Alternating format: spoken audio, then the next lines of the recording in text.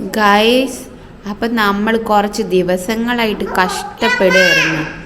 ഈ ഒരു പുള്ളി കാരണം നമ്മൾ മേടിച്ച ഫ്രൂട്ട്സും സാധനങ്ങളും ഡ്രസ്സും എല്ലാം നശിപ്പിക്കുകയായിരുന്നു ആളുടെ പരിപാടി. ആളെ നമ്മളിതേ പിടിച്ചിട്ടുണ്ട് കേട്ടോ. ആളിത്ര പെട്ടെന്ന് ട്രാപ്പാവെന്ന് വിചാരിച്ചിട്ടില്ല. കുറച്ച് ദിവസങ്ങളായി കളി തുടങ്ങിയിട്ട്.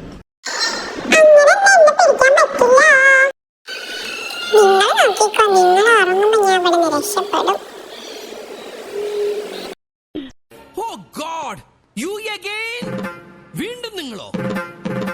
പുരുഷേട്ടോ, ഒരു വെടിക്കൊള്ള ഉണ്ടാക്കാ തോക്കലുണ്ടാവൂല്ലേ? ആ നിറച്ച തോക്ക. താഴ്ത്തുനിന്ന് എല്ലാരും പറഞ്ഞ അങ്ങോട്ട് കയറണ്ടാണ്. കൗതുക ലേശം കൂടുതലാണ്. മാപ്പാക്കണം. എന്തു പറ്റി സാർ? അവന്റെ കരച്ചിൽ കണ്ട് സഹിക്കാൻ പറ്റുന്നില്ലടോ. അത്രയും തല്ലുണ്ടായിരുന്നു. അവസാനം കാല് പിടിച്ചപ്പോ നിർത്തി. നാഭിക്ക് മുട്ടുകാല് കൊണ്ട് ഇടിച്ചിട്ടുണ്ടല്ല. ഇന്ത്യയുടെ താഴെ കിടക്കുന്ന ശ്രീലങ്ക വരെ തകർന്നു പോയടോ. ആക്ച്വലി നമ്മൾ ഇവനെ പിടിക്കാൻ കുറേ ഡേയ്സായിട്ട് ട്രൈ ചെയ്തുകൊണ്ടിരിക്കാനായിട്ടോ. പക്ഷേ എന്താ പറയുക, ആൾ കയറത്തില്ല, നമുക്ക് കിട്ടുന്നുമില്ല, രക്ഷപ്പെട്ട് പോകുമായിരുന്നു. അപ്പം ഇന്നലെ രാത്രി ഞങ്ങൾ ഉറങ്ങിയിട്ടില്ല, ഞങ്ങൾ ജസ്റ്റ് കിടന്നേ ഉള്ളൂ. അപ്പോഴാണ് പെട്ടെന്ന് വന്നത്. എങ്ങനെയാണ് അകത്ത് കയറുന്നതെന്ന് അറിയത്തില്ല. എന്തായാലും ആളെ കിട്ടിയപ്പോൾ ഞങ്ങൾക്ക് വളരെ സന്തോഷമായി. കുഞ്ഞുങ്ങൾക്കായാലും വളരെ സന്തോഷമായി. കാരണം അവർ കഴിക്കാവുന്ന ഫ്രൂട്ട്സൊക്കെ എടുത്താണ് കഴിക്കുന്നത് ഇവർ.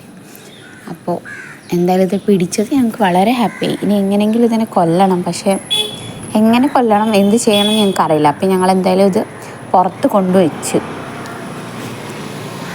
ഇനി രാവിലെ എന്തെങ്കിലും ചെയ്യാൻ വിചാരിച്ചിട്ട്. ഓക്കെ, അപ്പം നെക്സ്റ്റ് ഡേ നമുക്ക് നോക്കാം എന്ത് ചെയ്യാൻ പറ്റുകയാണ്. ആളെന്തായാലും നന്നായിട്ട് പുറത്തിറങ്ങാൻ ട്രൈ ചെയ്യുന്നുണ്ട്. കാരണം പുറത്തുള്ള അടപ്പൊക്കെ ഓപ്പൺ ആക്കാൻ നോക്കുന്നുണ്ട്. പക്ഷേ അതുകൊണ്ടൊന്നും പറ്റുന്നില്ല.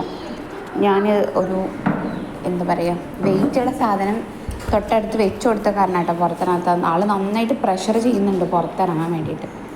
ഒരിക്കലും ഇടത്തില്ല.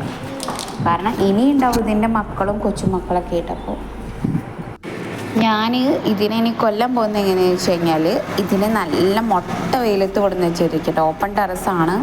ഇവിടെ നല്ല അടിപൊളി വ്യൂ ആണ്. അതുപോലെ തന്നെ നല്ല വെയിലുമായിരിക്കും. വെയിലെന്ന് പറഞ്ഞാൽ ഇതിന് മുകളിൽ നല്ല വെയിലായിരിക്കും, തൊട്ട് താഴെയാണ് ഞങ്ങൾ. അപ്പോൾ ഇവിടെ അത്ര ഇല്ല, എന്നാൽ കൂടെ ഒരു മനുഷ്യൻ ചത്തു പോകാനുള്ള വെയിലൊക്കെ എന്തായാലും ഉണ്ട്. അപ്പോൾ എലി വെയിലത്ത് വെച്ചാൽ മരിച്ചു പോകുന്നുള്ള കാര്യം എനിക്ക് ഇപ്പോഴാണ് മനസ്സിലായത്. ഞാൻ വെറുതെ കൊടുന്ന് വെച്ചതാണ്. ഞാൻ വെള്ളത്തിൽ മുക്കി കൊല്ലാമെന്ന് വിചാരിച്ചത്. പക്ഷേ വെയിൽ കൊണ്ട് മരിക്കുന്ന എൻ്റെ അമ്മ പറയുന്നത് കേട്ടിട്ടുണ്ട്. അതുകൊണ്ട് അതൊന്ന് ട്രൈ ചെയ്ത് നോക്കാൻ വിചാരിച്ചു. എലി എന്തായാലും ബോറടിച്ച് വെയിൽ കൊണ്ട് മരിച്ചു പോയിട്ടുണ്ട് കേട്ടോ.